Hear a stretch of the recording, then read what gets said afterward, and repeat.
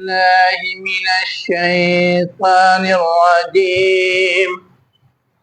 بسم الله الرحمن الرحيم. ولما وقع عليهم الرجز قالوا يا موسى ادع لنا ربك بما عهد عندك لئن كشفت عنا الرجز لنؤمنن لك وَلَنُرْسِلَنَّ مَعَكَ بَنِي إسرائیل۔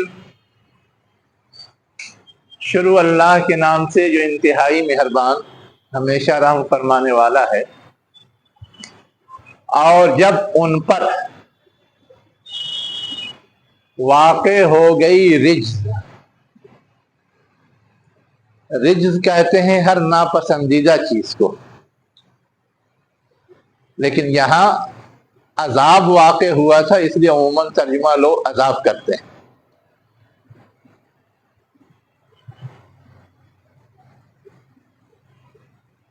کون سا عذاب نازل ہوا تھا؟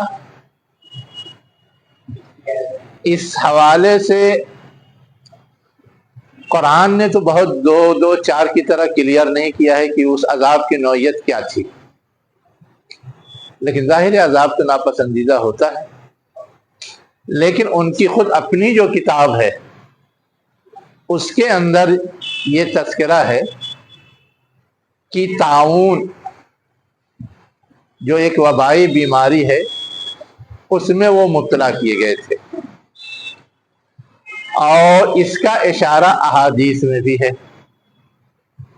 اللہ کے رسول نے اس چیز کو واضح کیا کہ طاعون پہلے بطور عذاب بنی اسرائیل پہ نازل ہوا تھا، اور یہ بیماری بہت بدترین قسم کی ہوتی ہے، اس لیے اس سے دور رہو، اور یہ بھی ہدایت کی کہ اگر کہیں ہو وہاں ہو جائے تو وہاں سے بھاگو نہیں۔ تو اس سے لوگ یہ استدلال کرتے ہیں کہ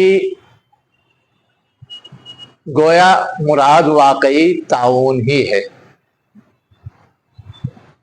بہرحال جو بھی عذاب ان پہ تھوپا گیا ہو یا نازل ہوا ہو وہ تکلیف دہ تھا، تو انہوں نے موسیٰ علیہ السلام سے درخواست کی، اے موسیٰ اپنے رب سے ہمارے لیے دعا کرو۔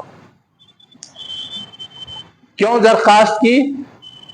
اس کو آگے واضح کیا گیا ہے، بما عہد عندک۔ کسی اور سے بھی تو درخواست کر سکتے تھے، لیکن درخواست اس سے کی جاتی ہے جس کے ذریعے بات پوری ہونے کی توقع ہو۔ تو ان کو اپنے ذریعے یا اپنے میں سے کسی اور کے ذریعے دعا کے قبول ہونے کی توقع نہیں تھی، لیکن موسیٰ علیہ السلام کے حوالے سے اتنا یقین تھا کہ یہ اگر دعا کریں گے تو وہ قبول ہوگی اور یہ آفت ٹل جائے گی۔ کس بنیاد پر یقین تھا؟ وہ ہے بما عہد عندک، اس چیز کی وجہ سے عہد عندک، جس کا معاہدہ ہے یا جس کا عہد ہے تمہارے پاس۔ اب وہ کس طرح کا عہد ہے، کیا ہے، اس کی تعین میں دو تین باتیں لوگوں نے لکھ دی۔ ایک بات تو یہ لکھ دی کہ موسیٰ علیہ السلام سے یہ عہد تھا اللہ تعالیٰ کا کہ تمہاری ہر دعا قبول کروں گا، لیکن ایک دوسرا عہد جو عمومی طور پر تمام انبیاء کے حوالے سے تسلیم شدہ ہے، وہ یہ ہے کہ اللہ تعالیٰ اپنے انبیاء کی پشت پناہی کرتا ہے، ہمیشہ اس کی مدد میں رہتا ہے۔ تو یہ جو چیز ہے وہ عام لوگوں کو حاصل نہیں ہوتی۔ تو آپ بھی رسول تھے، آپ کو بھی یہ گویا مقام حاصل تھا کہ اللہ کی مدد اور نصرت ان کی پشت پناہی کے لیے حاضر رہے۔ بعض لوگوں نے بما عہد عندک سے یہ مفہوم مراد لیا ہے۔ اب یہاں پر ایک اور بات جو سمجھنے کی ہے نا، کہ کیا نبی کوئی بھی دعا کرے تو قبول ہو جاتی ہے؟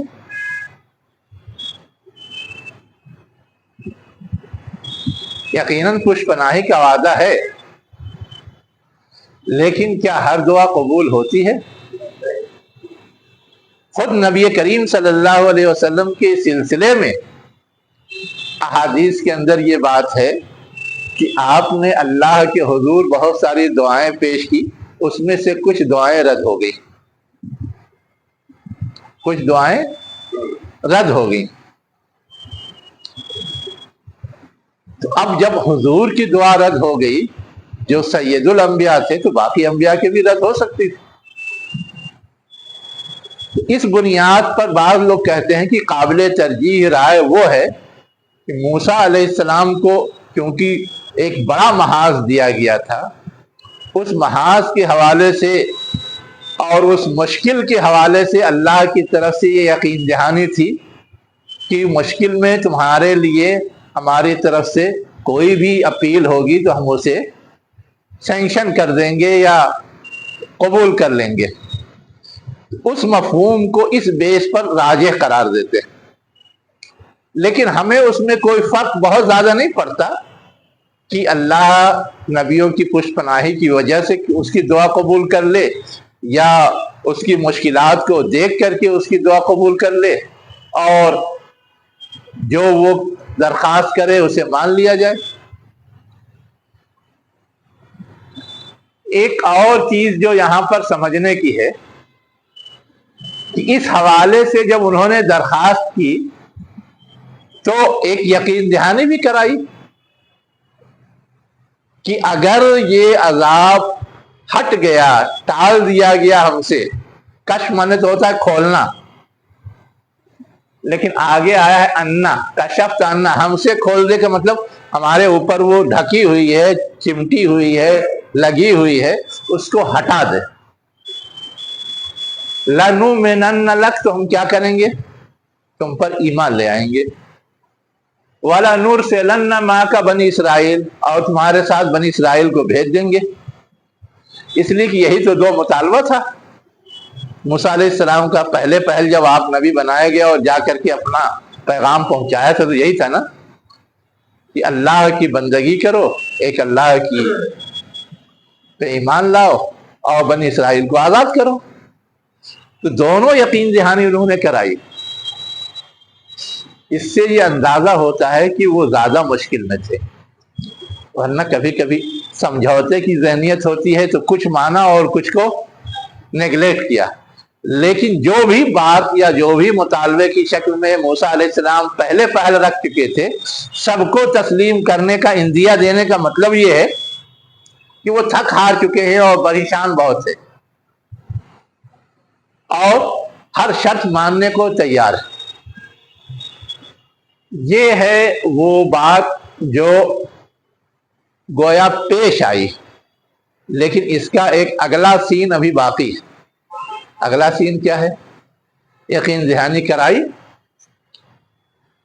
اس یقین ہاں تو پیچھے جو عذاب کا نام لیا گیا، طوفان ہے، جراد ہے، کمل ہے، ہاں، یہ نہیں مراد ہے۔ دیکھیے، ایک تو یہ ہے کہ ٹوٹل 7 کا یہ 9 کا تذکرہ ہے کہ 9 طرح کی نشانیاں دی گئی یا 9 طرح کی آیات دی گئی، یہ تذکرہ ہے موسیٰ علیہ السلام کے سلسلے میں۔ اب اس کو آپ نکال دیجئے تو 9 بنتا ہے یا نہیں، وہ اصل چیک کیجئے آپ۔ جب آپ چیک کریں گے تو وہ 8 بنے گا۔ اس کو جب ہم مان لیتے ہیں کہ اس سے مراد تعاون ہے تو وہ نواں عذاب ہو جاتا ہے یا نواں معجزہ ہو جاتا ہے یا نواں نشانی بن جاتی ہے۔ اس لیے لوگ اس کو کامن رکھنے کے بجائے اس خاص عذاب کے حوالے سے مخصوص کرتے ہیں، اس لیے کہ ال کے ساتھ آیا بھی ہے، یہ ہے۔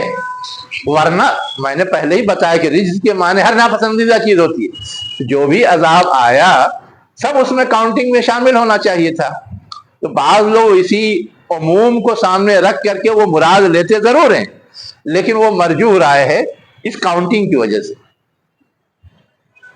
اور یہ جو حضور اکرم صلی اللہ علیہ وسلم کی کچھ دعائیں قبول نہیں ہوئی، ہاں اس میں تو ایک ہے کہ امت تفرقے بازی میں نہ پڑے، ہاں، اس کے علاوہ کوئی اور؟ عبداللہ بن ابی کو کیا چیز عبداللہ بن ابی؟ اس کے لیے بھی تو دعا کیے تھے نا عبداللہ بن ابی کو، مطلب دعا میں جو نماز جنازہ پڑھائی تھی تو اس نماز جنازے کا مطلب یہ ہے کہ گویا دعائے استغفار کیا، اور جس کے لیے دعائے استغفار کیا وہ قبول ہوتی تھی۔ اسی لیے اللہ کے رسول کچھ خاص لوگوں کی نماز جنازہ نہیں پڑھاتے تھے، مثلا مقروض کی نہیں پڑھاتے تھے، کہتے تھے تم پڑھ لو۔ خودکشی کرنے والے کی نہیں پڑھاتے تھے، کہتے تھے تم پڑھ لو۔ کیوں؟ اس لیے کہ آپ یہ محسوس کرتے تھے کہ ان کا جرم اتنا سنگین ہے کہ میری دعا سے بھی وہ معاف نہیں ہوگا۔ اب یہ ہے کہ اللہ کے رسول نے عبداللہ بن ابی کی پڑھا دی ہے نا، تو اب اس پڑھانے سے لوگوں نے ان سابقہ ریکارڈ کی وجہ سے یہ محسوس کیا کہ گویا آپ کی دعائے استغفار ان کے حق میں بھی قبول ہو جائے گی۔ اسی لیے ہم عمر رضی اللہ عنہ اتنا اصرار کر رہے تھے کہ مت پڑھائیے مت پڑھائیے، لیکن جب اللہ تعالیٰ نے ڈکلیئر کر دیا کہ 70 بار بھی تم مغفرت کی دعا کرو گے ایسے لوگوں کے لیے تو نہیں قبول ہوگی، تو ان کو بھی سمجھ میں آ گیا۔ نہیں، یہاں پر تو ان کو خود امید تھی، ان کو حضور اکرم صلی اللہ علیہ وسلم کو، ہاں کہ معلوم نہیں کہ میری دعا قبول ہوگی کہ نہیں، وہ بھی شک کے اس میں تھے، لیکن جہاں پر جیسے امت کے لیے ایک امت رہے تفرقے میں نہ بٹے، وہاں پر امید تھی، لیکن وہ دعا قبول نہیں ہوئی۔ ایسی کوئی مثال؟ اب ایسی کوئی مثال مطلب یہ کہ یہاں بھی جو عبداللہ بن ابی کا ریکارڈ تھا اس ریکارڈ سے آپ کو تھوڑا ہی امید تھی کہ قبول ہو جائے گی، جی وہی تو میں بھی کہہ رہا ہے نا، لیکن یہ کہ آپ اپنی نرم دلی اور شفقت یا اپنے رواداری کی وجہ سے اس کو انجام دینا چاہتے تھے اور آپ نے انجام دیا، اللہ تعالیٰ نے ڈکلیئر کیا تو صورتحال سب کے سامنے واضح ہوگی۔ اب ایسے ہی اور کون سی دعا ہے جو اللہ کے رسول نے کی اور وہ قبول نہیں ہوئی؟ وہ تو تھوڑا غور کرنا پڑے گا، ابھی میرے ذہن میں نہیں ہے۔ معجزہ کی جیسے ڈیمانڈ کرتے تھے کافر لوگ، ہاں ہاں ہاں ہاں تو محمد صلی اللہ علیہ وسلم بھی چاہتے تھے کہ آ جائے معجزہ، ہاں ہاں، تو اللہ تعالیٰ بولے تم کو چاہیے تو جا کے سیڑھی لگا لو یا تم کر لو۔ نہیں، اللہ تعالیٰ نے وہ بات نہیں کہی۔ اصل میں اللہ کے رسول یہ نہیں چاہتے تھے کہ معجزہ آ جائے، ہے نا، اللہ کے رسول یہ چاہتے تھے کہ ان کے حوالے سے جو میری جتن یا کوشش ہے وہ ثمربار ہو جائے۔ یہ کہیں نہیں ملتا قرآن میں بھی یا حدیث میں بھی انہوں نے کہہ دیا کہ پہاڑ جو ہے سونا بن جائے، ہے نا، یا جیسے دوسرے بادشاہوں کے محل ہوتے تھے باغات ہوتے تھے ویسے ہی محمد کا بھی باغ ہو جائے۔ یہ سارے معجزے تو نہیں دکھائے گئے، نہیں اس کو کنسیڈر کیا گیا۔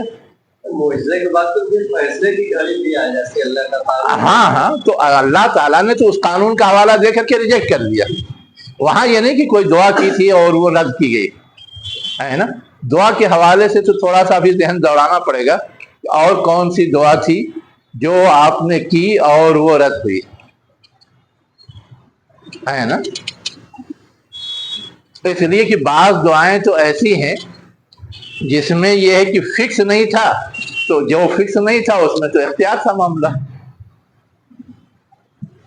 اس طرح کی دعائیں تو ہیں، لیکن فکس مانگی ہو اور وہ رد ہوئی ہو اس کی کوئی مثال ابھی میرے ذہن میں نہیں ہے، ڈھونڈنے پہ مل جائے گی۔ اصولی طور پہ تو ہے کہ وہ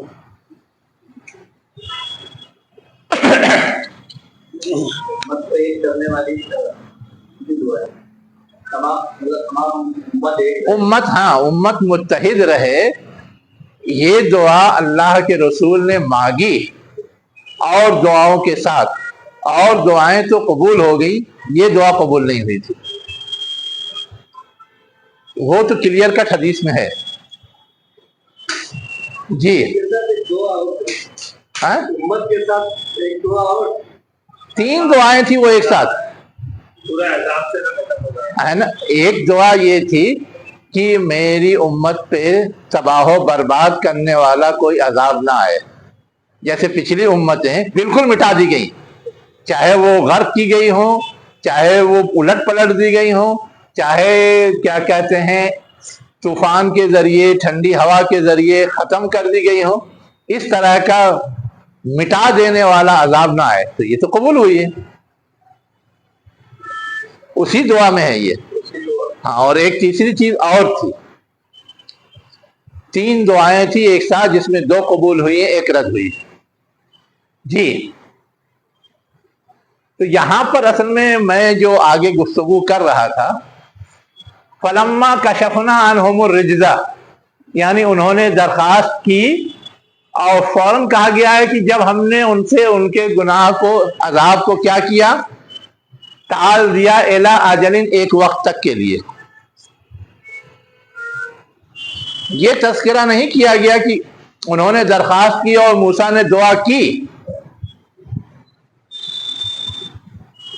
بیچ کی جو کڑی ہے کہ انہوں نے موسیٰ سے درخواست کی، موسیٰ نے دعا کی، پھر ہم نے کیا کہتے ہیں عذاب ٹال دیا.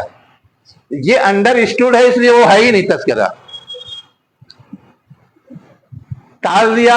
فہم بالغو، یعنی یہ جو عذاب ٹالا گیا تھا یہ گویا پرماننٹ نہیں ٹالا گیا تھا. اللہ تعالیٰ بھی جانتا تھا. الی اجلین، ایک پیریڈ کے لیے. ہم بالغو، جس پیریڈ کو وہ پہنچنے والے تھے. اذا ہم ینکثون، پس اچانک انہوں نے کیا کیا، جھٹک دیا. نقص کے اصل معنی آتے ہیں جھٹکنے کے. اچانک کوئی چیز جو رد کر دی جاتی ہے. ایک تو یہ کہ نہیں قبول، نہیں مانتے، نہیں قابل قبول ہے، نیگلیکٹ کرتے ہیں. اور ایک یہ ہے کہ آتے ہی فوراً جھٹ رد، جس کو ہم لوگ اپنی زبان میں جھٹکنا بولتے ہیں. نقص ہے کہ اصل معنی جھٹکنے کے آتے ہیں. رد کرنا ایک یعنی یوں کہہ لیں کہ نارمل بات ہے، اور جھٹکنا اس سے زیادہ سخت بات ہے. جیسے کوئی ہمیں دے رہا ہے کوئی چیز، ہم لے نہ لیں، کہہ دیں نہ بابا، یہ نارمل بات ہے. لیکن کوئی دے رہا ہے، جھٹکا مار دیں ایسا کہ جا کے گر ہی جائے وہ. ہاں، تو یہ جھٹکنا ہے. گویا اس کو سختی سے رد کیا گیا، شدت کے ساتھ رد کیا گیا. یہ ان کا کیریکٹر بتایا گیا. اب یہاں پر ایک اور مسئلہ آتا ہے کہ اچانک کا معنی نہیں ہے. ہاں، اچانک انہوں نے جھٹک. ایذا کا جو معنی ہے ہوتا ہے جب، لیکن جب فعل پہ آتا ہے تب. یہاں ایذا آیا ہے اسم پر، ہم. یہ ایذا جو ہے وہ جب کے ساتھ ساتھ فجائیہ کہلاتا ہے، اچانک کا معنی دینے والا. جب وہ اسم پر آتا ہے، جب فعل پہ آتا ہے صرف جب کا معنی ہوتا ہے. اس لیے تو اچانک انہوں نے اسے جھٹک دیا، یہ ترجمہ کیا جاتا ہے. ٹھیک ہے. میں ایک اور چیز کہہ رہا تھا کہ ایک مدت کے لیے ٹال دیا گیا جس کو وہ پہنچنے والے تھے. وہ مدت تھی کیا؟ وہی غرق کیے گئے ہیں جو. ہاں، اجتہاد کرنا تو آ گیا ہے. آخری وہی تھا. آخری وہی تھا.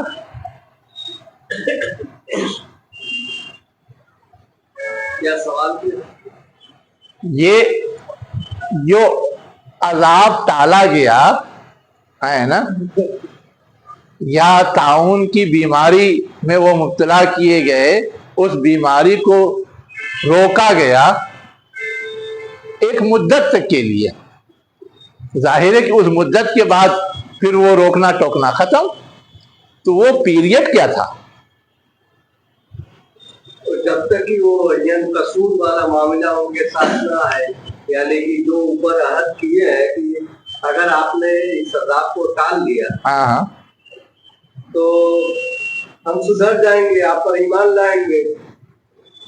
لیکن وہ ان کی سابقہ روایت جو رہی ہے اس کو قائم نہیں رکھتے.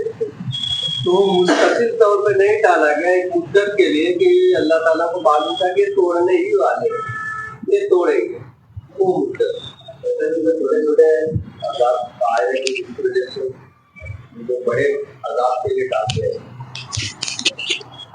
اصل میں ہم لوگوں کو تھوڑا سا ان کی چیز بھی پڑھنی چاہیے. ہم لوگ صرف اپنی چیز پڑھتے ہیں. ان کی چیز پڑھیں تو اس میں یہ لکھا ہوا ہے جیسے کوئی بھی عذاب آتا تھا تو اب اس میں تکلیف کا سلسلہ شروع ہوتا تھا. دھیرے دھیرے وہ تکلیف گمبھیر ہوتی جاتی تھی. تو عموماً جب وہ بہت زیادہ گمبھیر ہو جاتی تھی تو وہ موسیٰ علیہ السلام کے پاس درخواست لے کے پہنچ جاتے تھے. تو یہ مدت عموماً 1 ہفتہ ہوتی تھی اس عذاب میں مبتلا ہونے کی، جو کسی طرح برداشت کی جا سکتی ہو. اب اس کے بعد جب وہ دعا کے نتیجے میں ٹالی جاتی تھی 1 مہینے کے لیے، 1 مہینے کے اندر ہی وہ اتاولے ہو جاتے تھے اور الٹ نافرمانی کرنے لگتے تھے. تو پھر دوسرا عذاب آ جاتا تھا، تیسرا عذاب آ جاتا تھا. یہ پوری روداد ہے ان کے یہاں ہے نا. تو عذاب کا پیریڈ عموماً ہفتے بھر اور مہلت کا پیریڈ عموماً 1 مہینے یہ ہے. تو لوگ تفسیر میں یہ لکھتے ہیں کہ اس اجل سے مراد وہ جو 1 مہینے کی مہلت ملتی تھی وہ ہے.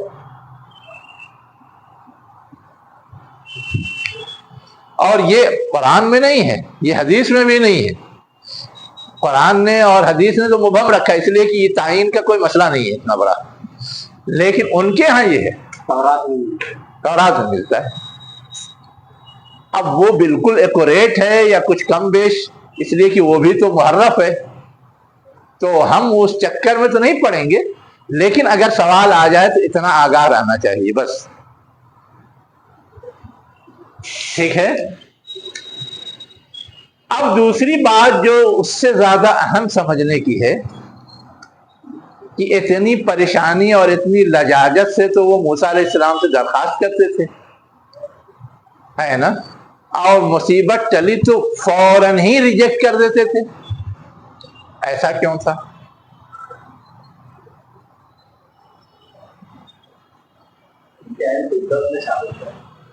عین فطرت میں نہیں. جب انسانی خصلت بگڑ جاتی ہے انتہائی ہے نا تو یہ طرز عمل ہو جاتا ہے. جب تک پورے طور پہ نہیں بگڑی ہو تو یہ طرز عمل نہیں ہوتا، وہاں ٹھہراؤ ہوتا ہے. اس کو آپ یوں سمجھیے، جو لوگ مختلف چیزوں کے عادی ہوتے ہیں نا، سگریٹ کے، پان کے، شراب کے، کسی بیماری میں مبتلا ہوئے اور ڈاکٹر نے کہا نہیں استعمال کرنا ہے تو ٹھیک، موت کا ڈر ہے، کینسر ہو گیا ہے تو نہیں کھائیں گے. لیکن جہاں یہ خبر ملی کہ میرا کینسر ختم، فوراً پھر شروع ہو جاتا ہے. لیکن جو لوگ عادی نہیں ہوتے وہ اس طرح کا طرز عمل نہیں کرتے. ان کے ہاں یہ ہے کہ ٹھیک ہے الحمدللہ ٹھیک ہو گیا اپنا نارمل چلتے رہتے ہیں. کبھی کوئی موقع مل آیا تو ٹھیک ہے استعمال کر لیا. جیسے کچھ لوگ شوقیہ پان کھاتے ہیں، شوقیہ سگریٹ پیتے ہیں، عادی نہیں ہوتے. کچھ لوگ ایسے بھی ہوتے ہیں. ان کو اگر ایسی کوئی چیز ہو جائے تو وہ اگر رک گئے تو پھر یہ نہیں کہ جیسے ہی بیماری ٹھیک ہوئی فوراً اسٹارٹ لے لیں گے. کیوں؟ اس لیے کہ ان کو عادت نہیں ہے، وہ عادی مجرم نہیں ہے. یہ عادی مجرم تھے، یہ بتانا ہے. فَإِذَا هُمْ يَنْكُثُونَ، فوراً ہی جھٹک دیتے تھے، رد عمل کر دیتے تھے. ذرا سہولت ہوئی، آرام ملا، بس کافی. اب آگے ایک چیز اور بتائی جا رہی ہے. یہ سارے پروسیس سے گزرنے کے بعد جب آخری حد ہو گئی، جتنی مہلت دی جا سکتی تھی اتمام حجت کے لیے دے دی گئی، آخر میں کیا ہوا؟ فَانْتَقَمْنَا مِنْهُمْ، بس ہم نے کیا کیا؟ انتقام لیا. اب انتقام تو اردو میں بہت منفی معنی میں آتا ہے. اللہ تعالیٰ بھی منتقم ہے کیا؟ ہاں، بدلہ لیا.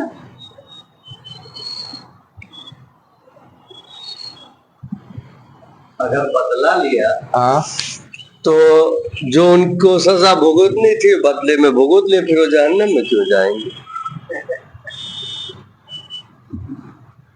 ان کو تو ان کا بدلہ. اچھا یہ بتائیے، اہل ایمان کو جو اہل کفر ستاتے ہیں بدلے میں ستاتے ہیں؟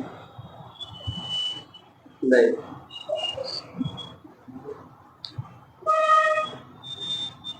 لیکن وہ اس کے لیے بھی یہی لفظ استعمال ہوا ہے. اصحاب الاخدود کا قصہ پڑھا ہے، وَمَا نَقَمُوا مِنْهُمْ إِلَّا أَن يُؤْمِنُوا بِاللَّهِ الْعَزِيزِ الْحَمِيدِ. وہاں بھی نقمہ، اسی نقمہ سے انتقمنا ہے.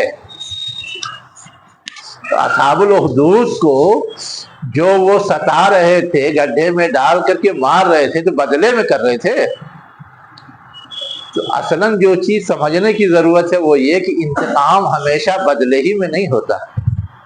یہ اردو کا مفہوم ہے کہ انتقام کا مطلب ہم لوگ کسی سے کوئی بدلہ وصول کرنا ہے، وہ معنی لیتے. عربی میں بدلہ لینے کے معنی میں نہیں، بس اذیت پہنچانے، تکلیف پہنچانے کے معنی میں، چاہے کسی خطرے کو ٹالنے کے لیے، چاہے بدلہ لینے کے لیے، کسی بھی وجہ کچھ بھی ہو سکتی ہے. وہاں پر اصحاب الاخدود کے ساتھ کچھ کیا نہیں تھا ان لوگوں نے، وہ تو صرف ایمان لائے تھے. وہاں کوئی بدلہ انہیں نہیں لینا تھا، لیکن ایک خطرہ تھا کہ اہل ایمان غالب آ جائیں گے تو ہماری چودراہٹ جائے گی. اذیت پہنچا کر کے اس خطرے کو ٹالنا چاہتے تھے. تو یہ فرق ہے اردو اور عربی کے استعمال میں.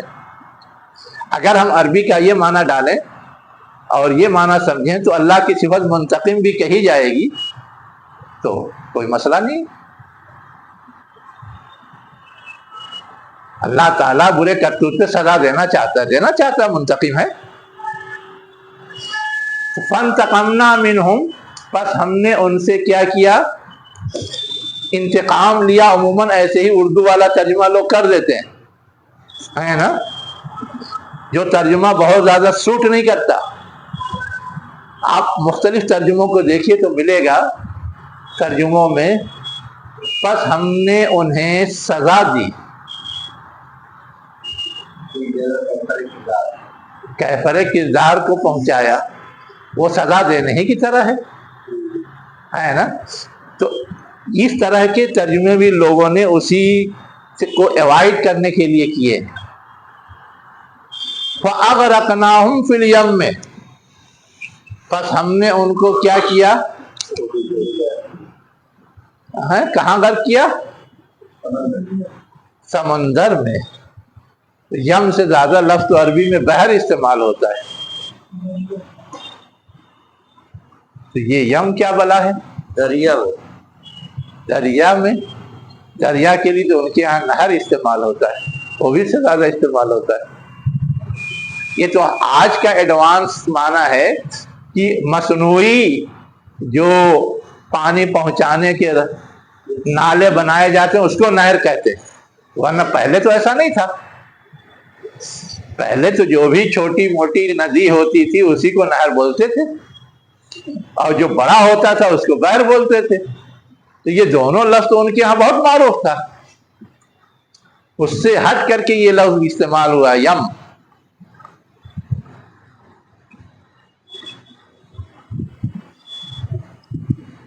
کوئی تو خاص بات ہوگی. ہاں، کیا گہرائی میں؟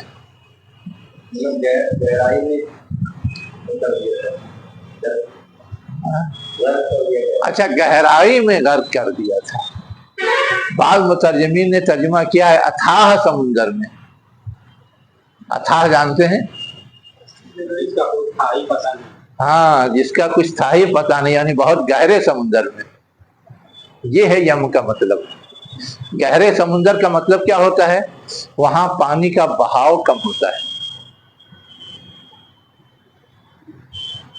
وہاں پانی کا بہاؤ کم ہوتا ہے اس کی گہرائی کی وجہ سے، اور انتہائی تہ میں پہنچنا آسان نہیں ہوتا، لیکن اس کی تہ اتنی نیچے ہوتی کہ کوئی چیز اگر وہاں موجود ہے تو اسے نکالنا بھی آسان نہیں ہوتا، اسے ڈھونڈنا بھی آسان نہیں ہوتا، وہاں پہنچنا بھی آسان نہیں ہوتا ہے نا، کوئی ڈوب گیا ندی میں یا تالاب میں، تو اگر اتھلا تالاب ہے، اتھلی ندی ہے، بہاؤ والی ہے، تو کنارے آ جاتی ہے لاش، لیکن اگر گہرا تالاب ہے، بڑا دریا ہے، بہت گہرا ہے، تو وہاں لاش کی گارنٹی نہیں ہے کہ وہ آ جائے گی کنارے یا اوپر بہے گی، نیچے گئی تو کہاں گم ہوگی کوئی ٹھکانہ نہیں۔ یہاں ہوا کیا تھا؟ ہاں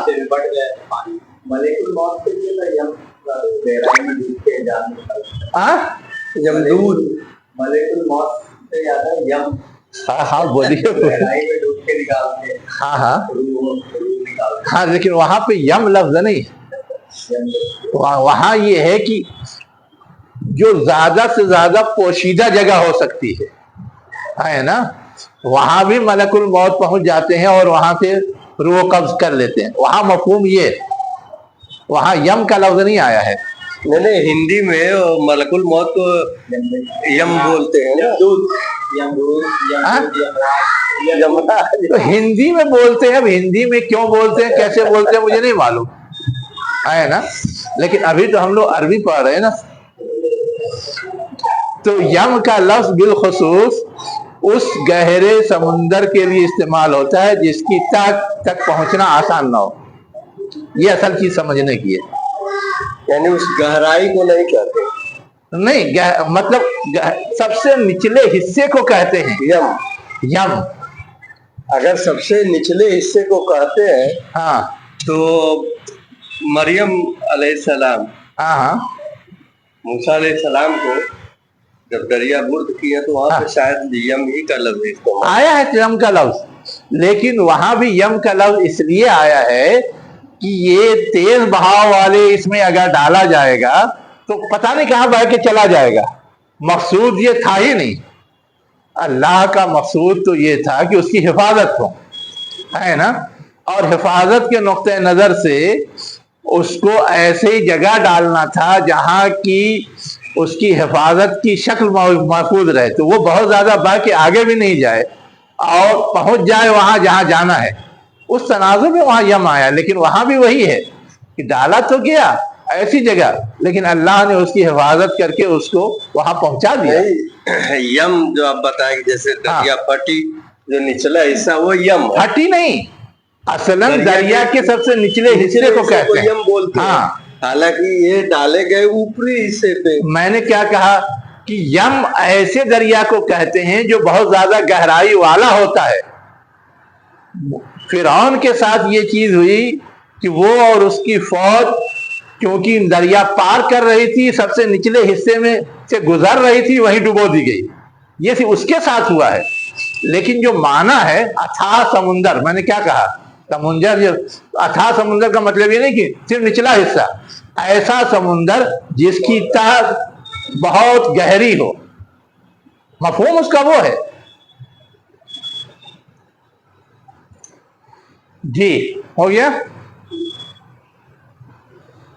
تیمم بھی اسی سے بنا ہے، لفظ تیمم، تیمم اس سے بنا ہے یا سب بنے ہیں یہ میم سے، یہ میم، ہاں یہ میم سے بنے، یہ میم سے یہ بھی بنا یم، اور یہ میم سے تیمم بھی بنا۔ تیمم کے معنی کیا ہوتے ہیں؟ مسح کرنا، غلط،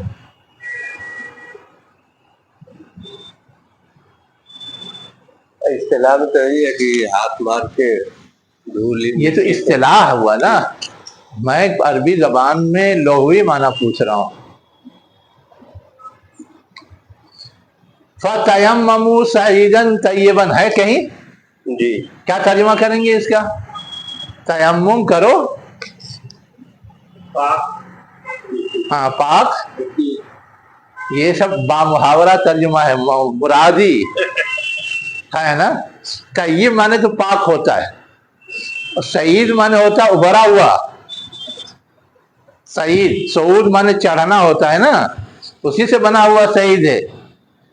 उभरा हुआ होने का मतलब ये है कि मिट्टी जो उभरी हुई होती है वो थोड़ा साफ सुथरी होती है, जो गहराई में होती है, गड्ढे में होती है, धूल धक्का गंदगी वहां ज्यादा जमती है। हमको ऊपर हाथ डाल के मसा करना है ना, उभरी हुई चीज हवा में उड़ जाती है, इस तरह की चीजें जो होती है वो उस पर नहीं रहती, टिकती।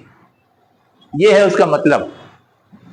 दूसरी चीज तयम्मुम के माने असलन आते हैं कस्द करने के, इरादा करने के।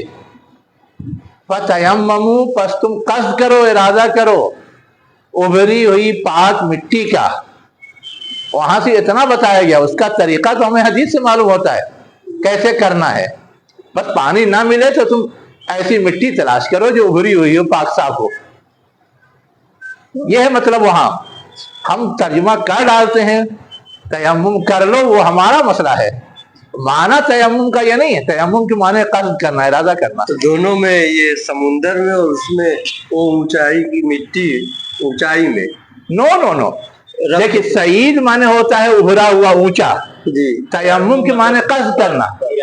हाँ, अब यहाँ जो मेल खाता है माना वो सिर्फ ये कि कोई चीज हासिल करनी हो उसके लिए एहतमाम से कोशिश की जाए। हमको समुंदर की तह से कोई चीज निकालनी है, उसके लिए भी एहतमाम से कोशिश करेंगे तब हम पाएंगे, जो अथाह समुंदर होगा। और वैसे ही पाकी हमें हासिल करनी है पाक मिट्टी से, तो कहीं भी वो पाक मिट्टी नहीं मिल जाएगी, उसके लिए भी हमें एहतमाम से कोशिश करनी पड़ेगी।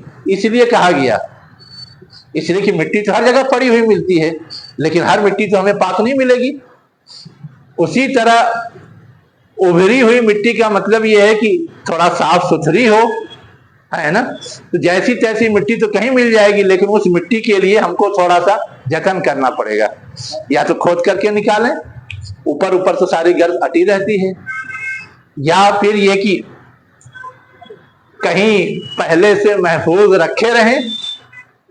अब जा रहे हैं खेत में, ऐसे डाल करके कर लेते हैं तयम्मुम, है रोड पे ऐसे डाल करके कर लेते हैं तयम्मुम, क्यों नहीं करते? खुद ही इत्मीनान नहीं होता ये पाक होगी कि नहीं होगी। मौलाना, हाँ, ये दीवार वगैरह पे गर्द गुबार अगर जमा है और वहां पे हाथ मार के अगर मिट्टी हाथ पे लग रही है, करना हाँ दुरुस्त है? देखिए, असल में दीवार पे करने के सिलसिले में यह है कि आप मिट्टी से कर रहे हैं या चूने से कर रहे हैं। वही चूना या मिट्टी, जो भी गर्द गुबार तो जमा रहता है, दोनों में फर्क है। दीवार पे करने का जो जवाब हमारे उलमा ने लिखा है वो इस वजह से कि मिट्टी के ज़ैल में जितनी चीजें आती हैं, है ना, जो तय्यब हो सकती हैं, उसमें से किसी चीज से किया, जैसे चूने से किया जा सकता है, लेकिन आप कोयले से करना चाहे तो नहीं कर सकते, इसलिए कोयला तय्यब नहीं है। नहीं, दीवार पे जो गर्द जमा रहती है, हाँ, अब जो दीवार पे हम करते हैं तो हम ये सोच के नहीं करते कि गर्द से कर रहे हैं, मिट्टी जो उड़ करके वहां पड़ी है उससे कर रहे हैं, ये सोच के नहीं करते। हम ये सोच के करते हैं कि इसको जो चूने से चुनेटा गया है वो चूना पाक साफ है, और कहीं भी दीवार में लगा है तो उस वक्त वो गंदा नहीं हुआ, नापाक नहीं हुआ जी। हमारा कॉन्सेप्ट ये है। और यहाँ तक ये है कि ये सब कुछ तो घर के अंदर पैक होता है ना, यहाँ धूल धक्कड़ के इम्कानात कम होते हैं, इसलिए उमूमी सूरत हाल को देख करके उसका जवाब है।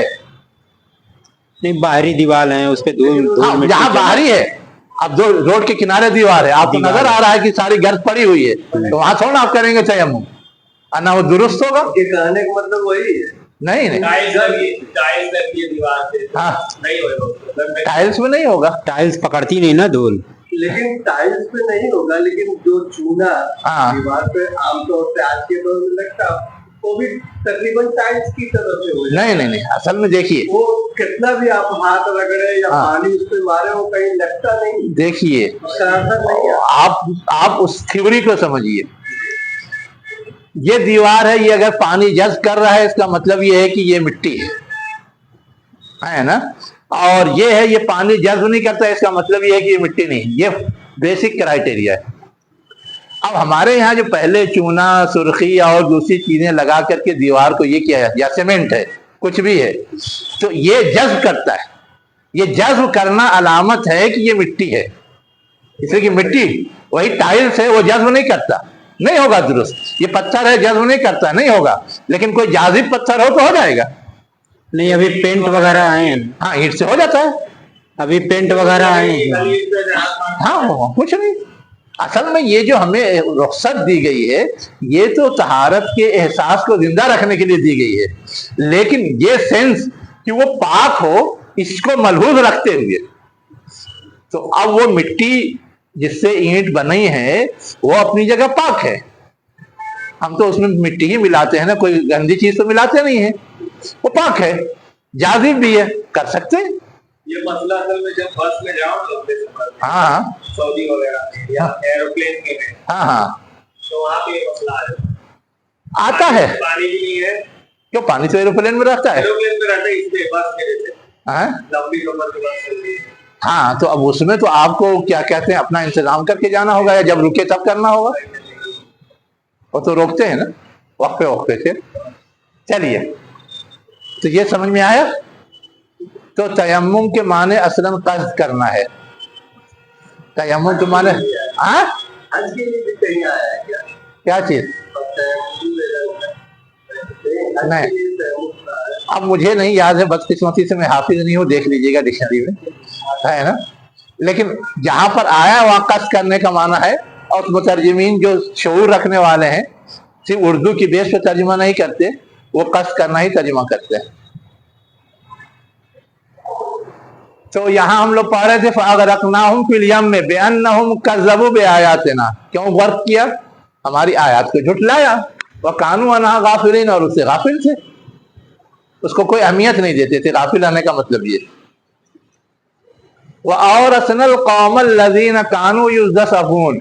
اب ان کو غرق کیا تو وہ لوگ جو زمین میں کمزور بنا دیے گئے تھے ان کو ہم نے وارث بنا دیا. مشارق الارض و مغاربہا، زمین کے مشرقی حصوں کا اور زمین کے مغربی حصوں کا. اب کتنا بڑھ جائے گا. مصر ایک چھوٹا سا ملک ہے نا، اور یہاں کہا جا رہا ہے مشارق الارض و مغاربہا، گویا اس کے حدود بڑھ گئے. جب آپ پڑھیں گے تاریخ بنی اسرائیل کی تو آپ کو ملے گا کہ بعد میں جب غلبہ حاصل ہوا ہے تو صرف مصر پہ غلبہ نہیں حاصل ہوا ہے. مصر کے علاوہ جو موجودہ سیریا ہے، فلسطین ہے یعنی شام ہے، اردن ہے، لبنان ہے، یہ سارے علاقے بنی اسرائیل کے زیر سلطنت آ گئے تھے. اس لیے یہ تعبیر ہے مشارق الارض و مغاربہا. التی بارکنا فیہا، اس سے بھی اس کا اشارہ ملتا ہے، اس لیے کہ فلسطین اور شام کے علاقے کے لیے بارکنا فیہا کے الفاظ استعمال ہوئے. انبیاء کی وجہ سے بھی، وہاں کی سرسبز و شادابی کی وجہ سے بھی سورہ بنی اسرائیل میں. ٹھیک ہے. وَتَمَّتْ كَلِمَاتُ رَبِّكَ الْحُسْنَى عَلَى بَنِي اسرائیل، اور تمام ہو گیا تیرے رب کا بہترین فیصلہ یا وعدہ، دونوں ترجمہ کرتے ہیں کلمہ کا، علی بنی اسرائیل، بنی اسرائیل پر. کس وجہ سے؟ بما صبروا، یعنی اللہ کے تعالیٰ نے بنی اسرائیل کو جو اقتدار عطا کیا، جو غلبہ عطا کیا، دشمن کو جو برباد کیا اور مٹا دیا، اس کا ریزن بما صبروا ہے. اب انہوں نے صبر کیا کیا تھا؟ ایک سوال. الزام لگاتے تھے. ہاں اب یہاں آ کر کے ایک فلسفہ سمجھیے. سارے الزام کے باوجود ایمان والے تھے یا نہیں؟ گویا ایمان پر جمے ہوئے تھے، استقامت کا ثبوت دیا تھا چاہے کمزور لیول پہ. یہ بھی قابل قدر چیز ہے، یہ خوشخبری ہے یقیناً. لیکن اگر کوئی 2 لڈو کی بجائے 1 ہی لڈو پہ خوش ہو جائے تو اب بتائیے کتنی بڑی خوشخبری ہے. میں نے بتایا اسی لیے کہ ہمیں کبھی کبھی یہ احساس ستاتا ہے کہ ہم لوگوں کا ایمان تو بہت کمزور ہے، کس گنتی میں رہے گا. لیکن یہ واقعہ بتاتا ہے کہ وہ بھی گنتی میں شامل ہے. सिर्फ इस वजह से दूसरे लोग मुर्तद हो गए, दूसरे लोगों ने ईमान बेच दिया। कम से कम ये मुर्तद नहीं हुए, ईमान नहीं बेचा। ठीक है, बदअमली का शिकार हुए, डगमगाए, तजब्जुब का शिकार हुए, लेकिन ऐसा नहीं हुआ कि अल्लाह को 10 से 10 बरदार हो गए, रसूल से 10 बरदार हो गए। अरे इनका सब इन्हीं का है ना कि जाओ तुम और तुम्हारा अल्लाह लड़े, हम यहाँ बैठे हैं। ठीक है, इन्हीं का है, यकीनन इन्हीं का है, यकीनन जाओ तुम और तुम्हारा खुदा लड़े। लेकिन ये तो नहीं कहा कि ना मैं नमाज पढ़ूंगा, ना रोजा रखूंगा, ना ज़कात दूंगा, ना हज करूंगा, ये नहीं ना कहा। एक चीज के हवाले से उन्होंने कोताही का सबूत दिया। ये भी नहीं कहा कि हम पे फर्ज नहीं है, सिर्फ अमली कमजोरी का मुजाहरा किया, जिसे फिस्क कहते हैं। उस फिस्क की सजा भुगती 40 साल इस दुनिया में। बाकी क़यामत के दिन क्या होगा वो तो पता चलेगा अभी। इस तरह से आज के जो गए गुजरे मुसलमान हैं, हाँ, वो भी मानते हैं कि अल्लाह एक है, हमें नमाज पढ़नी चाहिए, शराब नहीं पीना चाहिए, चोरी नहीं करना चाहिए, चोरी करते हैं चोरी नहीं करना चाहिए, शराब भी पीते हैं नहीं पीना चाहिए, अल्लाह के रसूल को बरहक मानते हैं, किताब नहीं पढ़ते लेकिन किताब को बरहक मानते हैं। बिल्कुल, तो उनसे बड़ा सब्र इनका हुआ। ठीक है, उनसे नमाज भी पढ़े, ठीक है, उनसे बड़ा सब्र हुआ, लेकिन काफिर मुशरिक के मुकाबले में यकीनन वो काबिल कदर हैं। मौलाना मोहम्मद अली जौहर ने यूं ही नहीं कह दिया था कि एक मुसलमान रिक्शा पुलर है ना मेरे नजदीक गांधी से ज्यादा अजीज है। किस बेस पे कहा था? इसी ईमानी रिश्ते की बुनियाद पर। वो रिक्शा पुलर है, कमजोर है, बेहैसियत है, लेकिन ईमान वाला है, वो मुझे ज्यादा अजीज है। और गांधी चाहे बड़ी हैसियत वाला है लेकिन बेईमान है, इसलिए वो मेरे नजदीक कमतर है। ये मशहूर जुमला है गांधी के बारे में मौलाना मोहम्मद अली जौहर का। मतलब दिमाग सबरू जो आया है, हाँ, ले कलवी बिल्कुल है, मैंने सुनाया इसीलिए है। लेकिन मैंने कहा ना कि 2 लड्डू अजीज है या 1 लड्डू, वो भी सामने रहना चाहिए। अल्लाह ताला के यहाँ ईमान के बाद कोई चीज काबिल रद्द नहीं, काबिल कदर है। अब कोई कितना करके दिखाता है उसका इम्तिहान है ना। तो यहाँ समझने के लिए आपने देखा बनी इसराइली के हवाले से कहा जा रहा है कि उनको दुनिया में गलबा दिया गया बिमा सबर।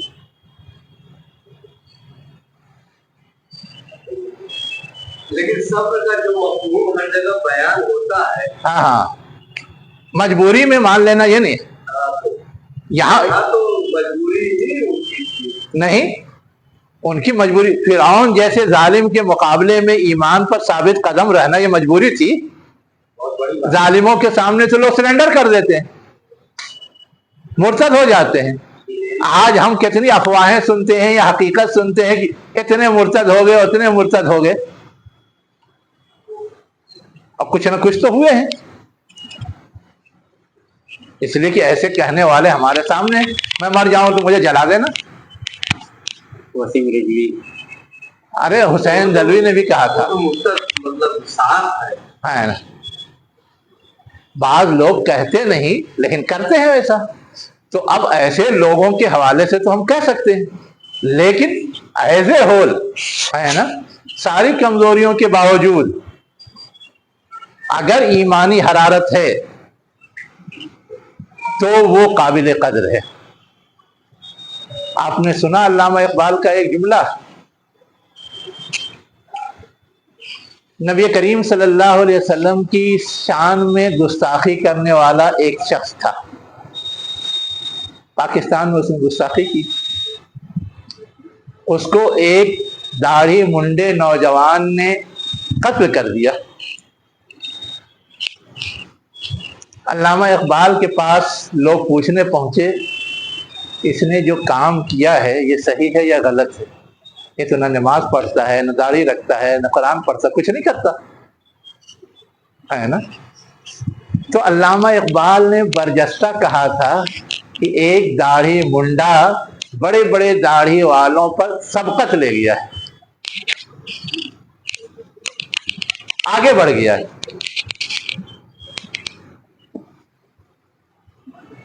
غور کیجیے،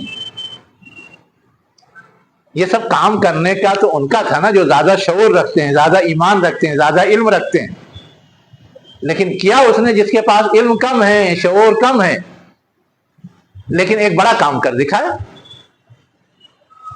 ویسے ہی یہاں شردھانند جو بہت زیادہ شرارت کرتا تھا، جس نے رنگیلا رسول لکھا تھا، اس کو قتل کیا گیا۔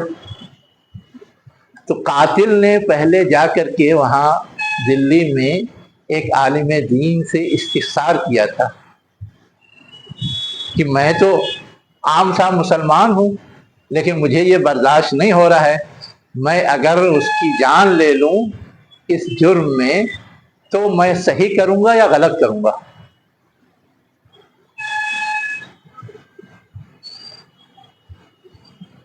اس عالم دین نے کہا کہ نہیں، تم شوق سے کرو، تم شہادت کا درجہ پاؤ گے۔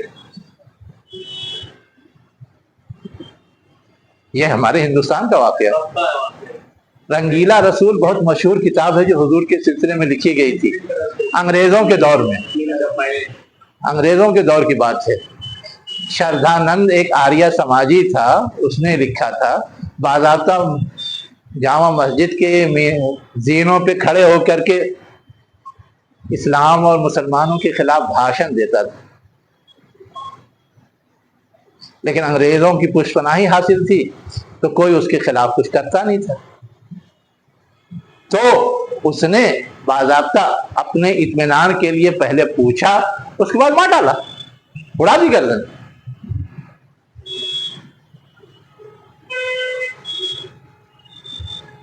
تو ایمانی رمق کسی بھی درجے میں ہو وہ قابل قدر ہے، سمجھ رہے ہیں؟ اور جو لوگ اس چیز کو سمجھتے ہیں وہ اس طرح کی چھوٹی موٹی چیزوں میں الجھتے نہیں اور اس کی بنیاد پر الٹا سیدھا نہیں گائیڈ کرتے۔ یہاں کی بہت ہی صاحب علم اور صاحب بصیرت شخصیت میں وہاں اشرف علی تھانوی کا شمار ہوتا ہے، ان کی تفسیر بھی ہے بیان القرآن، ان کے بارے میں آتا ہے کہ جگر مراد آبادی مینوش تھا، اچھا شاعر تھا، صاحب صلاحیت تھا۔ کسی مرید سے تھانوی صاحب کے اس کی ملاقات ہوئی، کہا کہ میں جا رہا ہوں تھانوی صاحب کی خانقاہ پہ، کہا میرا بھی یہ چاہتا ہے لیکن مجھے رسائی نہیں ملے گی، اس لیے میں کیسے جاؤں؟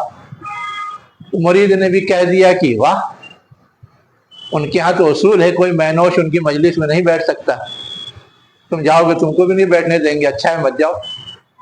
منع کر دیا، منع تو کر دیا، لیکن جب وہ خود مجلس میں گیا، مجلس کے بعد ایسے ہی انفرادی ملاقات ہوئی تو کہا کہ ایسے ایسے جگر مراد آبادی آنا چاہتے تھے، میں نے منع کر دیا۔ اس کو بھی احساس ہے کہ میں مینوشی کرتا ہوں تو میں کیسے جاؤں گا وہاں، مجھے بھگا دیا جائے گا۔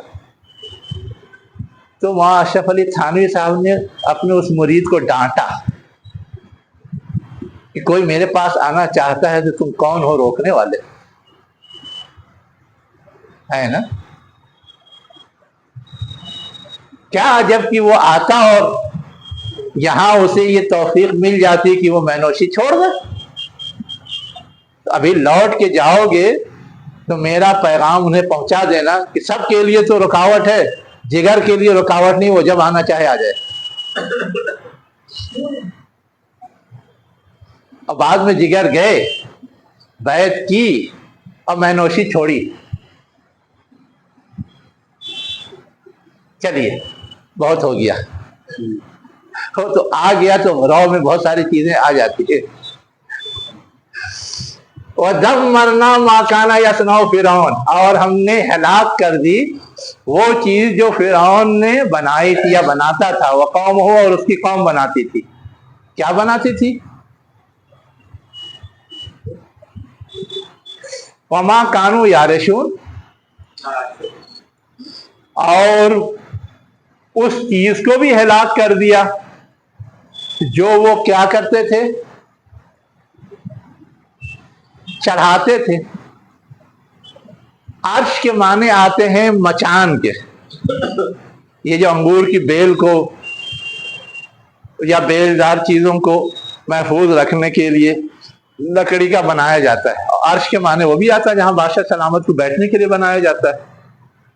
ہم لوگوں کے یہاں مچان بولتے ہیں جو کھیتی رہتی ہے، کھیتی کو بچانے کے لیے ہاں ایک چارپائی اوپر رکھتے ہیں، وغیرہ سے بات کی کوئی نگرانی کے لیے نہ پہنچے اور وہاں سے نگرانی کر، ٹھیک ہے، اس کو بھی بولتے ہیں۔ اصل میں مچان بولتے ہیں زمین کی سطح سے کوئی بھی چیز اوپر اٹھا دی جائے، اس کو مچان بولتے ہیں یا عرش بولتے ہیں، چاہے وہ حفاظت کے لیے ہو، چاہے وہ پھلوں کو بارآور بنانے کے لیے ہو، چاہے وہ بادشاہ سلامت کو اپنا دربار سجا کر کے اپنی نمایاں حیثیت دکھانے کے لیے ہو، سب عرش کہلاتا ہے۔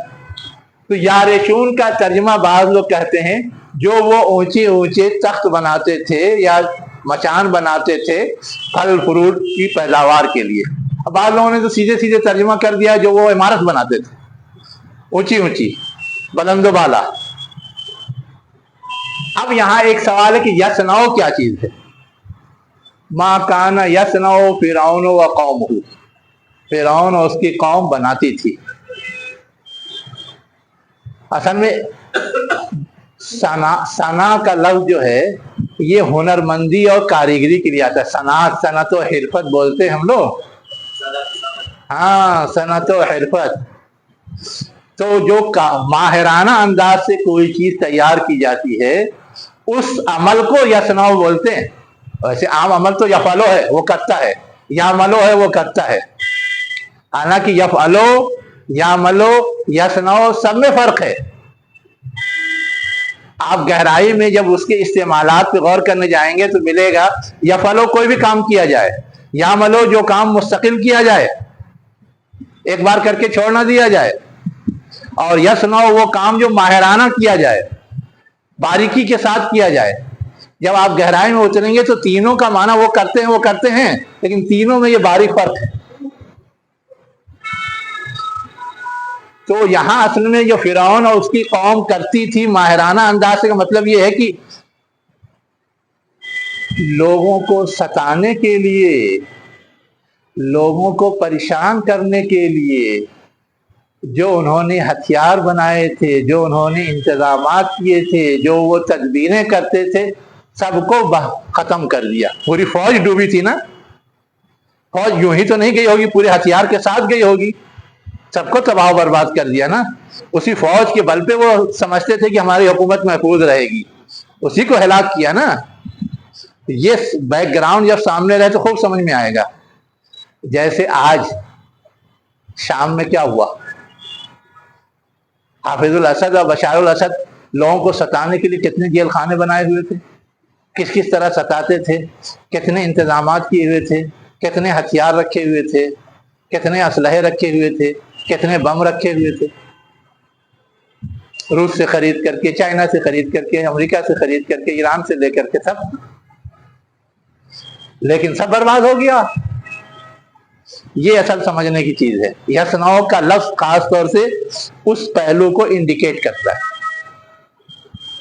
وَجَاوَزْنَا بِبَنِي إِسْرَائِيلَ الْبَحْرَ، آگے کیا کہا جا رہا ہے کہ ہم نے بنی اسرائیل کو پار کرایا کیا، سمندر۔ وَأَتَوْا عَلَىٰ قَوْمٍ، پس وہ آئے ایک قوم پر، یَعْكُفُونَ عَلَىٰ أَصْنَامٍ، جو یکسو تھے یا چمٹے ہوئے تھے بتوں سے۔ اعتکاف من کیا ہوتا ہے؟ یکسو ہونا، الگ ہونا، کنارے ہونا، یا چمٹ جانا، پکڑ لینا۔ تو گویا بتوں کی پوجا میں مصروف تھے، ہر چیز کو چھوڑ چھاڑ کر کے۔ یہ کہنے کا مطلب ہے، قالو، انہوں نے کہا، یا موسیٰ، اے موسیٰ، اجعل لنا الہا، ہمارے لیے بھی ایسے ہی خدا بنا دیجئے، کما لہم آلہہ، جیسے ان کے خدا ہے۔ قال انکم قوم تجہلون، تو موسیٰ علیہ السلام نے کیا کہا؟ تم لوگ جاہل قوم ہو، अभी तक इतना शऊर नहीं हुआ, इतना एहसास नहीं हुआ कि बुतों की पूजा गलत है, एक अल्लाह के अलावा किसी और की बंदगी नहीं होनी चाहिए। ईमान में इतने कमजोर थे, उसके बाद भी बीमार सबर हुए। यही लोग हैं ना जिनको अल्लाह का इनाम है। ठीक है, तो अब यहाँ पर गोया उनकी जो खामी थी उसको भी वाज़े कर दिया गया है ना। आज हमारी कौम क्या है, जितनी नाजायज चीजें हैं, शऊर नहीं रखती, हर चीज के जवाब के बारे में सोचने लगती है, फतवे मांगने लगती है, तदबीरें ढूंढने लगती है ना, और समझती है कि हाँ सही। हलाला का एक तरीका बताया गया, लेकिन शरारत करने वो कर लेंगे और फिर वैसे ही हलाला करेंगे जैसे सब लोग सुझाव देते हैं, हालांकि वो बिल्कुल गलत है ना। वैसे ही ज़कात बचाने के लिए हजार तजवीज़ें करेंगे, इसके नाम से उसके नाम से उसके नाम से प्रॉपर्टी बना देंगे, और इतनी प्रॉपर्टी नहीं हो रही है कि सब पे निसाब पूरा हो, कोई ज़कात नहीं निकलेगी। असाबे सब के जैसा है मामला। बिल्कुल है, बिल्कुल है ना। हालांकि हदीस में वाज़े लफ्जों में रोका गया है ना, रवात कव्वात सवात, जो लोग ये रवैये ज़कात के सिलसिले में अपनाएंगे सब मुजरिम है। अब ये रवात कव्वात सवात क्या है, हदीस में पढ़िए, है ना। कहा गया कि जैसे 5 ऊँट से 30 ऊँट तक एक निसाब है ना, अब 4 करके बांट दिया, खत्म, अभी नहीं देना है। जब 5 होता तब देना पड़ता ना, चाहे हमारे पास 20 है लेकिन 6 लोगों में बांट दिया, बच गए।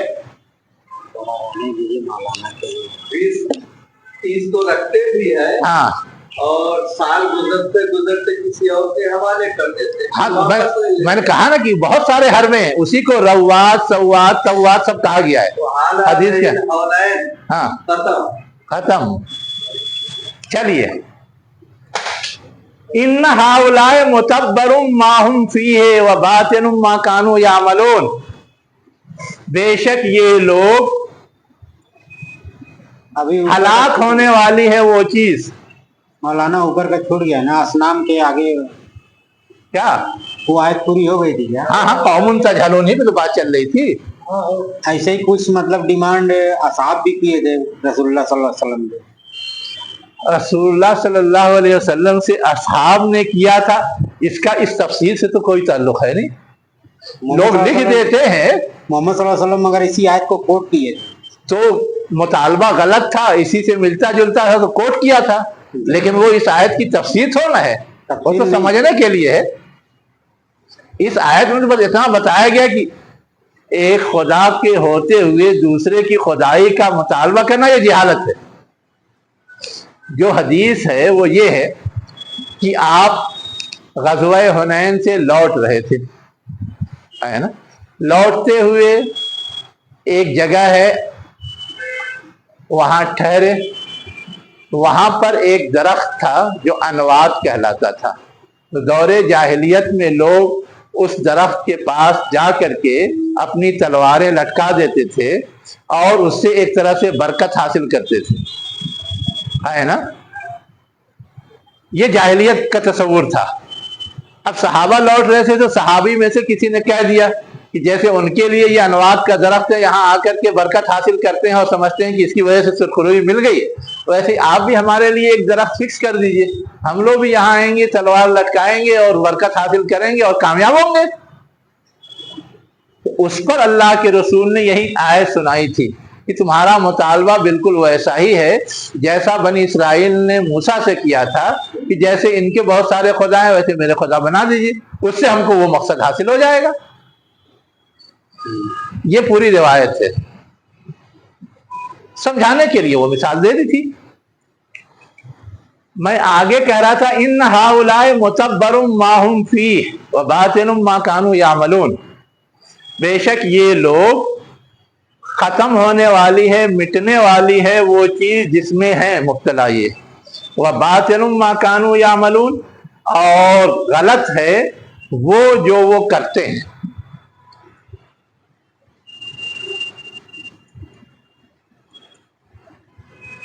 یہ ایک نیا لفظ ہے.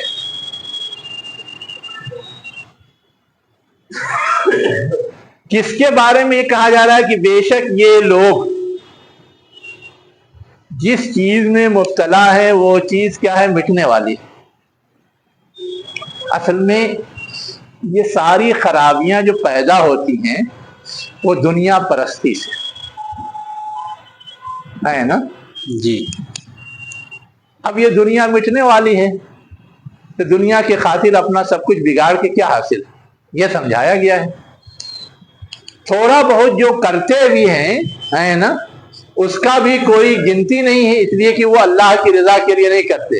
اسی کیا باطل ما کانوا یعملون، برباد ہونے والی ہیں، غلط ٹھہرائی جانے والی ہیں وہ چیزیں جو وہ کرتے ہیں دوسروں کے رضا کے لیے، دوسروں کی خوشنودی کے لیے، یا نفاق کی وجہ سے، یا کینہ بغض کی وجہ سے، یا اور کسی وجہ سے جو کام کیے جاتے ہیں اس میں مقصود آخرت کی کامیابی یا اللہ کی رضا نہیں ہوتی. تو جو کفر میں مبتلا ہیں، جو شرک میں مبتلا ہیں، بظاہر کرنے کو بہت سارے کام کرتے ہیں لیکن ان کاموں کی کوئی گنتی نہیں، سب برباد. اور دنیا میں کا شکار ہو کر کے وہ اپنے آپ کو گویا آخرت سے بالکل کاٹ لیتے ہیں اور یہ ان کی تباہی کا سبب ہے. یہ ہے مفہوم. لیکن لفظی ترجمہ کیا ہے؟ بے شک یہ لوگ جو یہ رویہ اپناتے ہیں جو اوپر گزرا ہے نا وہ اس چیز میں مبتلا ہے جو مٹ جانے والی ہے اور غلط قرار پانے والی ہے وہ جو وہ کرتے ہیں. یہ لفظی ترجمہ ہے اس کا. جی. اب اس کے بعد صحیح کیا ہے؟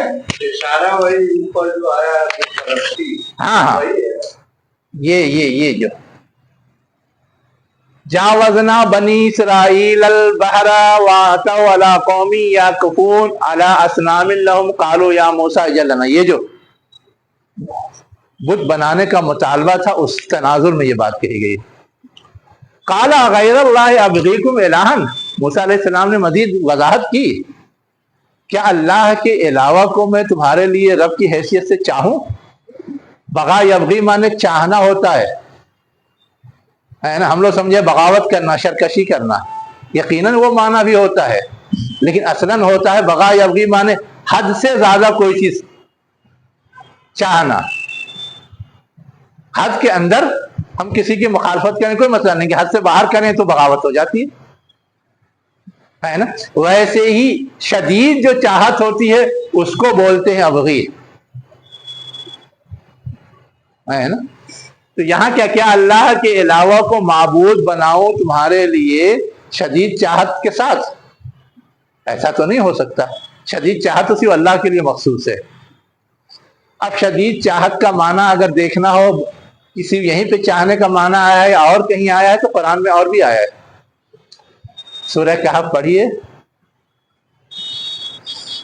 موسیٰ علیہ السلام خضر علیہ السلام سے ملاقات کے لیے نکلے تھے تو کہا گیا تھا کہ ایک مچھلی ساتھ رکھ لو، جہاں وہ بھاگے گی وہیں پر خضر سے ملاقات ہوگی.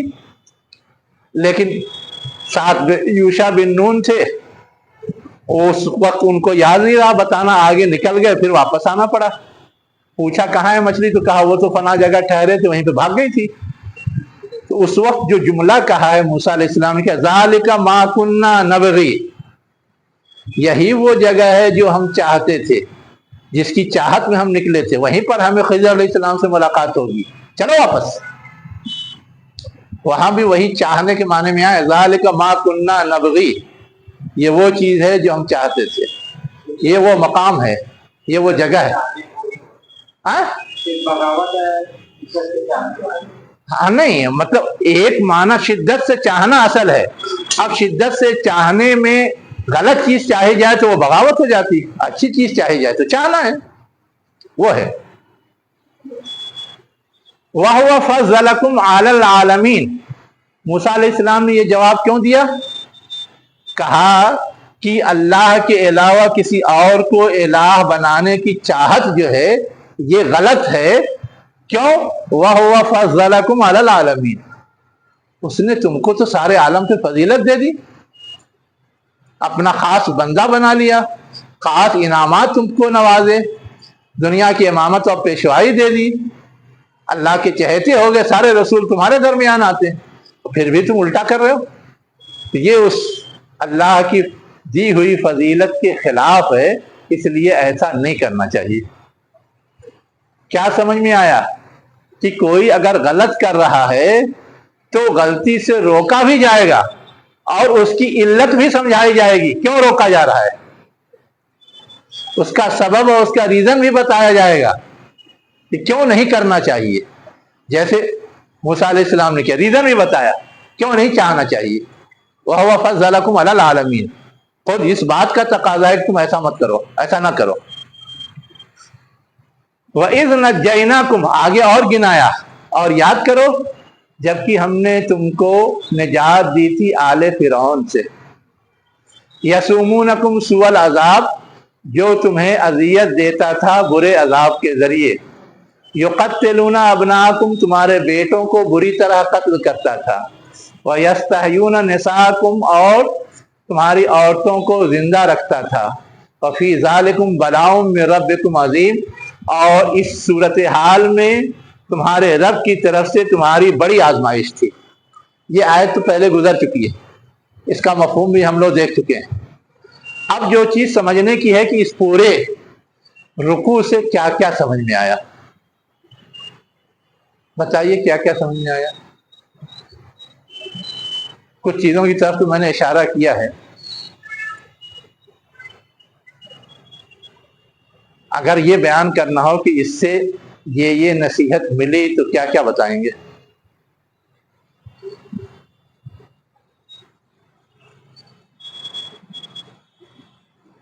سب سے پہلی بات یہ ہے کہ اللہ تعالی قادر مطلق ہے اور ہم عاجز بندے ہیں، یہ ثابت ہوتا ہے. فرعون وقت، اتنی بڑی حکومت، سارے لوگ خوشحال، اپنا سارا پاور ظلم و زیادتی کے لیے یوز کرنے میں مشہور، لیکن اللہ نے ایک عذاب بھیج دیا اور سارا کسبل نکل گیا، اور مجبوراً پھر اسی ذات سے رجوع کر رہے ہیں کہ وہی بلا ٹالے گا. اللہ تعالیٰ جو مصیبتیں نازل کرتا ہے، جو بیماریاں دیتا ہے، اصلاً یہی چیز سمجھانا چاہتا ہے کہ تم قادر مطلق نہیں ہو، تم عاجز بندے ہو. میں قادر مطلق ہوں، تمہیں میری بندگی تسلیم کرنی چاہیے. یہ سمجھاتا ہے. تنبیہی عذاب بھی آتے ہیں یہی چیز سمجھانے کے لیے کہ شاید سدھر جائے، شاید سدھر جائے. ایک بات تو یہ سمجھ میں آئی. دوسری بات جو میں نے بتائی تھی کہ اللہ تعالیٰ ایک حد تک تو سدھرنے کا موقع دیتا ہے، لیکن ہمیشہ سدھرنے کا موقع دے یہ ضروری نہیں. فرعون کو کتنے موقع دیے، اس کی قوم کو کتنے موقع دیے، کتنی نشانیاں دی، لیکن آخر میں غرق کر دیا، تباہ و برباد کر دیا. آخرت کا انتظار نہیں کیا. یہ اصل سمجھنے کی چیز ہے. ہم لوگ یہ سمجھتے ہیں کہ جو کچھ ہوگا سب آخرت میں ہوگا، دنیا میں کچھ نہیں ہوگا، یہاں تو جو کرنا ہے کرو.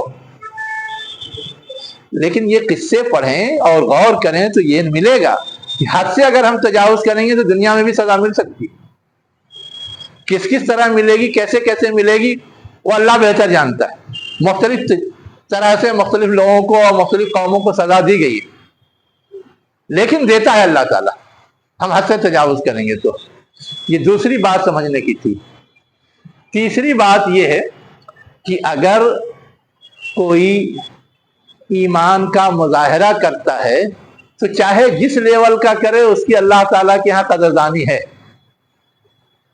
اس کی اللہ کے ہاں قدردانی ہے. یہ تیسری چیز سمجھ میں آتی ہے. چوتھی چیز یہ سمجھ میں آتی ہے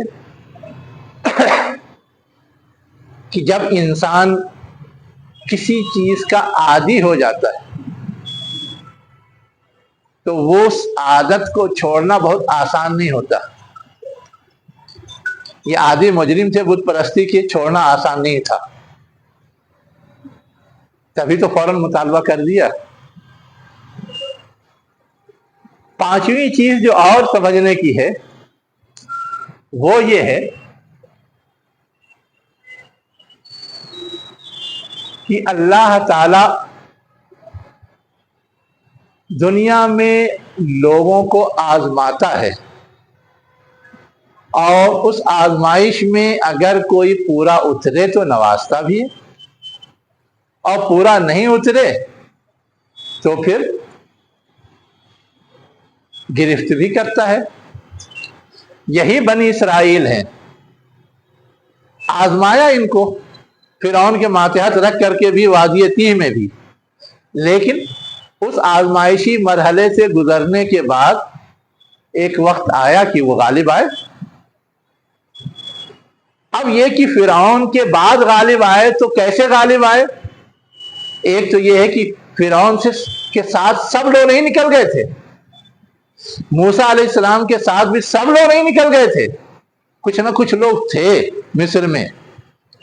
अब बाद में जो लोग बचे थे उन लोगों में से किब्ती कौम पर बनी इसराइल गालिब आ गए थे।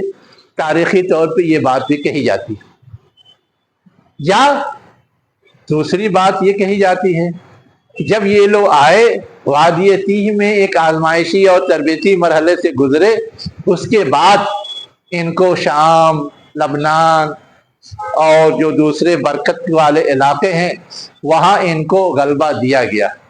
गलबा देने की शुरुआत कब से हुई इस बाब में इख्तिलाफ है, लेकिन कुरान जितना जिक्र करता है वो दाऊद अलैहिस्सलाम, सुलेमान अलैहिस्सलाम वगैरह वगैरह से है ना। उससे पहले भी उनके रिकॉर्ड में है, लेकिन कुरान उसका तस्करा नहीं करता।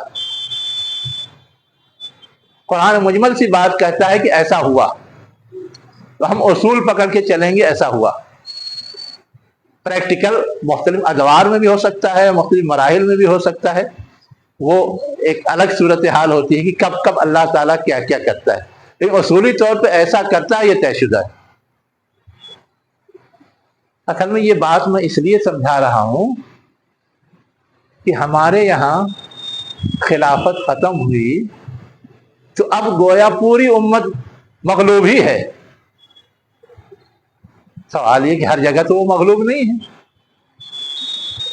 जहां गैरों की हुकूमत है वहां मगलूब है ना, जहां खुद उन्हीं की है चाहे वो बिगड़े हुए हैं वो मगलूब थोड़ा कहलाएंगे।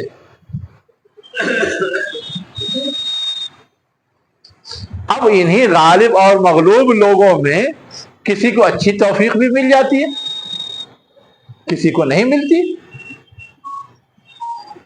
अब हिंदुस्तान में हम कहते हैं कि कभी खिलाफत कायम नहीं हुई, लेकिन क्या यहां अच्छे हुक्मरान नहीं गुजरे जिनकी मिसालें दी जाती हैं? ठीक है, आइडियल नहीं है, लेकिन ईमान ही की बदौलत बहुत सारी चीजें उन्होंने की हैं, जितना किया उतना काबिल कदर है। होता क्या है कि गैरों के इल्जाम के चक्कर में हम भी रद्द करने लगते हैं, कुछ नहीं किया मुस्लिम हुक्मरानों ने और वो हमारी ही गलती थी और सब सजा हमको मिल रही है तो सब जस्टिफाइड है। ये सोचने का अंदाज गलत है, इसलिए मैंने ये सुनाया। व आखिरु दावाना अनिल हम्दुलिल्लाहि रब्बिल आलमीन।